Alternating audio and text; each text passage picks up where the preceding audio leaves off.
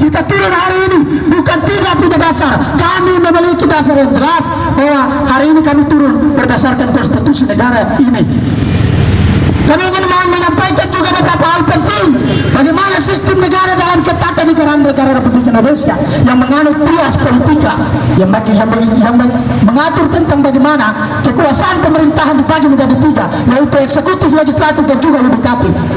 Kadang-kadang ketika mahasiswa turun, teman-teman atau juga yang lain menyatakan bahwa mahasiswa tidak paham tentang hierarki perundang-undangan. Kami mengerti. Bagaimana kami turun, kami harus memiliki dasar yang jelas.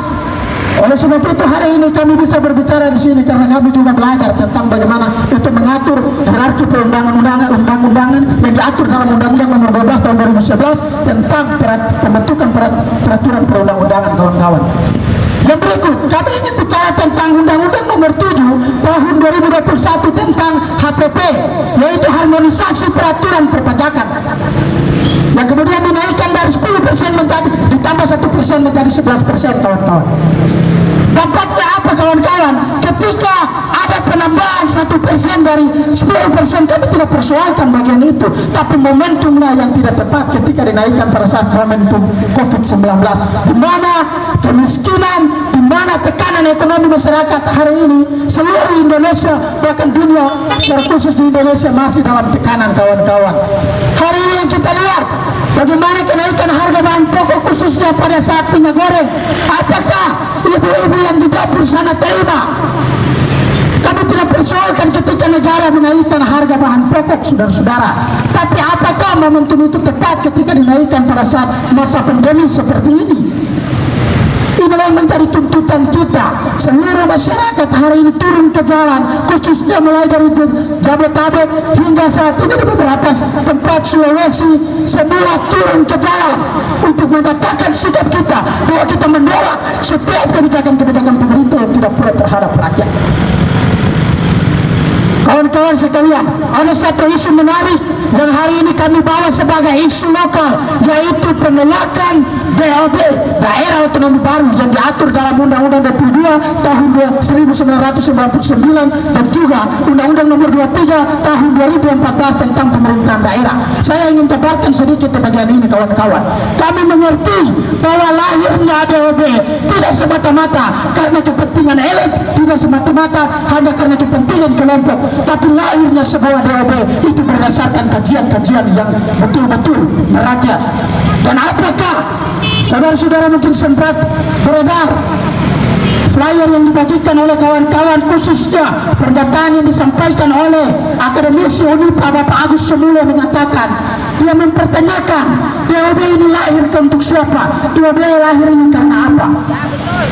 Artinya bahwa di situ ada ketidakadilan, ada pembangunan opini, ada pernyataan-pernyataan yang dibangun sepihak tanpa memiliki dasar hukum yang jelas, kawan-kawan.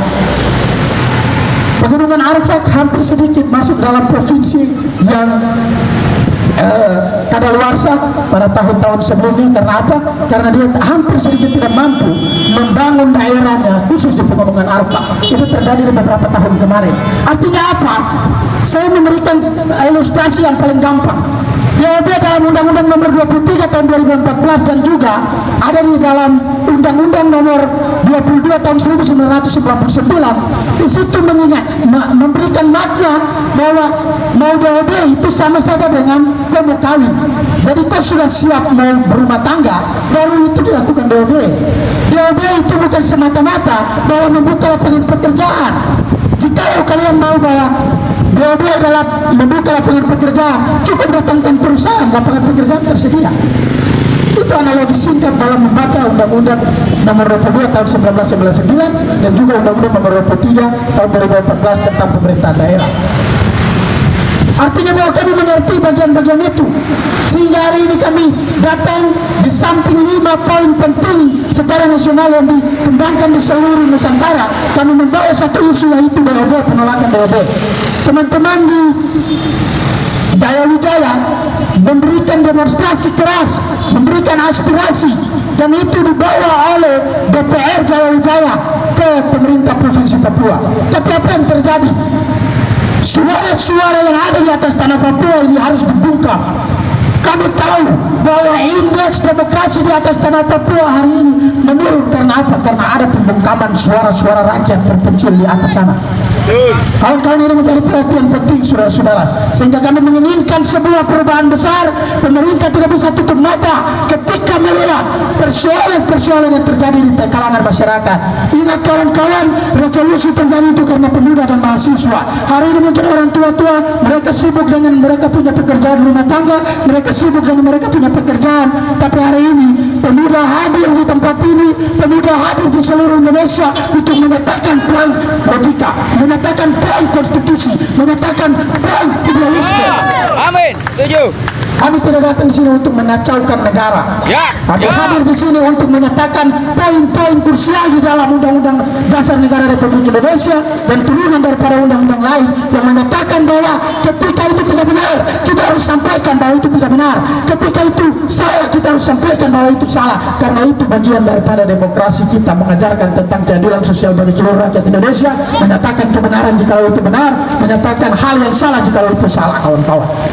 Kawan-kawan sekalian yang saya banggakan, kehadiran kita pada saat hari ini bagian daripada revolusi mental terhadap pemerintah kita, mendeteksi demokrasi kita yang ada di Indonesia. Karena sesungguhnya demokrasi itu bukan hanya bagaimana berpendapat, demokrasi itu bukan hanya ingin kita menyampaikan sebuah persoalan-persoalan dasar, tapi demokrasi adalah bagian daripada kita menyatakan pergantian kekuasaan adalah bagian daripada demokrasi, kawan-kawan. Bapak Ibu yang saya banggakan dan saya hormati, tidak ada musuh yang abadi di atas negara Republik ini ketika kita bicara tentang politik.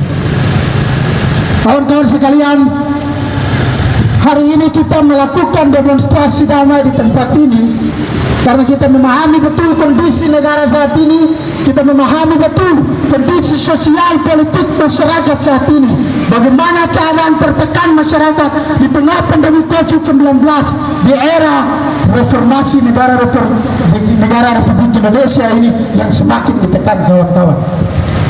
Kawan-kawan sekalian, dalam beberapa poin penting kami yang tadinya ada 5 poin yang mendasar dalam memberikan kritik kami terhadap pemerintah, izinkanlah saya untuk membacakan telaan organisasi sebagai bentuk sikap pertanggungjawaban kami dan juga sebagai bentuk sikap daripada pemikiran dasar kami.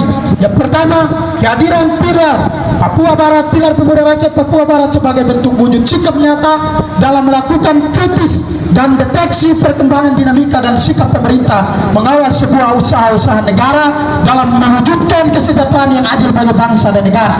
Dasar pikiran yang pertama, menolak perpanjangan masa jabatan 3 periode, perkembangan dan dinamika yang berkembang khususnya masalah perpanjangan 3 periode masa jabatan presiden yang jelas bertentangan dengan semangat gerakan reformasi dalam pembentukan ketetapan MPR nomor 13/MPR/1998 tentang pembatasan masa jabatan Presiden dan Wakil Presiden Republik Indonesia, yang kemudian pembatasannya diperkuat di perubahan pertama Undang-Undang Dasar 1945 pasal 7, Presiden dan Wakil Presiden memegang jabatan selama 5 tahun dan sesudahnya dapat dipilih kembali dalam jabatan yang sama hanya untuk 1 kali masa jabatan. Dengan demikian, ide masa jabatan Presiden 3 periode jelas bertentangan dengan spirit yang melahirkan gerakan reformasi, kawan-kawan. Yang kedua, dasar pemikiran menolak penundaan pemilu 2024.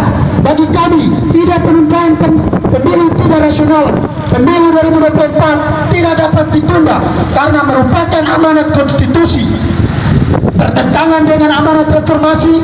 Pembatasan masa jabatan presiden adalah amanat reformasi.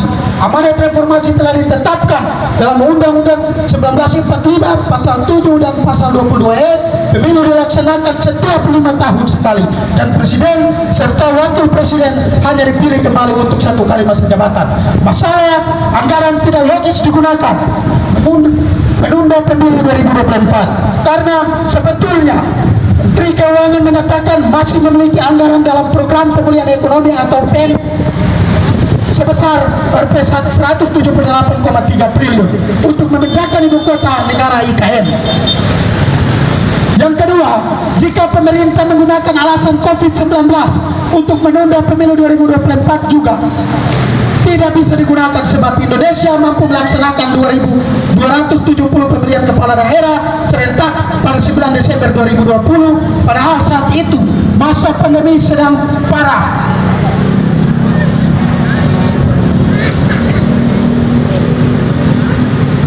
Ditambah lagi, pembatasan masa jabatan presiden menjadi salah satu ciri khas utama pembeda antara sistem demokrasi dengan otoritarisme. Jika wacana perpanjangan masa jabatan presiden ini sampai lolos, maka bukan tidak memungkinkan Indonesia kembali pada masa Orde Baru. Maka pernyataan di atas mudah untuk dilakukan bantahan karena jelas inkonstitusional.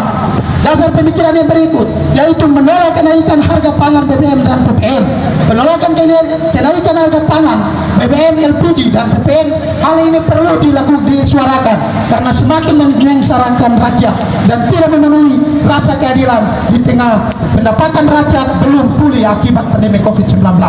Selebihnya, mendorong pemerintah segera mempercepat swasembada pangan serta memperkuat kedaulatan energi nasional. Mendorong Presiden Joko Widodo segera melakukan evaluasi kabinet yang berhubungan dengan kenaikan harga pangan, LPG, BBM dan juga PPN. Pandangan kami bahwasannya kehadiran pemerintah adalah untuk memberikan jaminan kesejahteraan rakyat sesuai pembukaan Undang-Undang Dasar 1945, di mana kehadiran negara bertujuan untuk memberikan jaminan kesejahteraan, bukan untuk memberikan tekanan ekonomi yang mempersulit segenap rakyat Indonesia. Yang berikut, daerah otonomi baru. Menurut pandangan kami bahwa penolakan daerah otonomi baru di beberapa tempat di Provinsi Papua Barat, mulai dari Sorong, Manokwari, Jayapura, dan sejumlah tempat di tanah Papua, menimbulkan pertanyaan berdasar bagi masyarakat tentang DOB untuk siapa.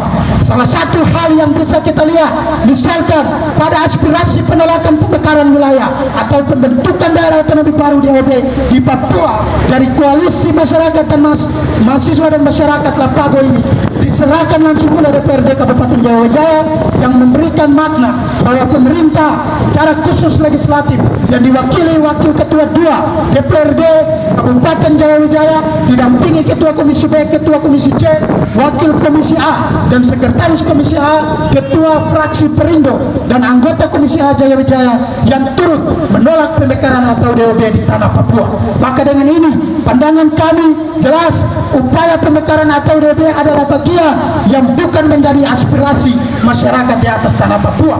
Sejumlah akademisi juga telah mempertanyakan tujuan pemekaran yang terkesan dipaksakan dengan dalam Undang-Undang 22 tahun 1999, juga Undang-Undang nomor 23 tahun 2014 telah mempertegas bahwasannya lahirnya suatu daerah otonomi baru tidak terlepas dari kajian ilmiah yang menerangkan tujuan pemekaran yang memberikan manfaat bagi dari aspek lingkungan, sosial, politik, sumber daya alam dan SDM.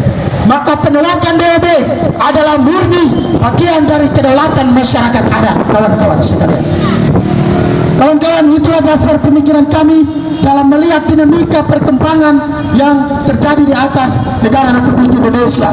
Kami ingin menyampaikan beberapa hal yang tadi sudah disampaikan oleh saudara saya Rusmanudin Tagusa tentang status kedudukan pihak keamanan dalam melihat situasi-situasi yang berkembang di media sosial. Ada beberapa kritik kami yang jelas teruntuk untuk Polri dan juga TNI dalam melihat perkembangan dinamika yang terjadi dalam melihat substansi Undang-Undang ITE. Kawan-kawan sekalian, tadi sudah disampaikan juga bahwa ketika masyarakat kecil bicara tentang Undang-Undang ITE atau melanggar Undang-Undang ITE, paling cepat pihak keamanan melakukan intervensi hukum. Tapi ketika lembaga negara atau pemimpin-pemimpin negara bicara tentang yang bertentangan dengan konstitusi, contohnya Bapak Luhut Binsar Panjaitan, negara lambat dalam menentukan sikap intervensi hukumnya. Ini ada apa? Pemerintah adalah perwakilan yang kemudian duduk di sana untuk memberikan wacana wawasan bagaimana hukum itu bisa dilakukan secara adil. Tapi ketika pemerintah atau pejabat-pejabat negara menyalahgunakan kewenangan-kewenangannya dalam memproteksi intervensi hukum ini, maka di sana ada ketidakbenaran yang terjadi, kawan-kawan. Oleh sebab itu kawan-kawan, pada hari ini kami turun bukan karena kami ingin memberikan sebuah provokasi terhadap masyarakat, tetapi hari ini benar kami turun untuk memprovokasi secara positif kepada kawan-kawan dan juga masyarakat. Demikian, Bung Karno pernah mengatakan, berikan aku 10 pemuda, maka saya akan bocamkan dunia. Sekian dan terima kasih.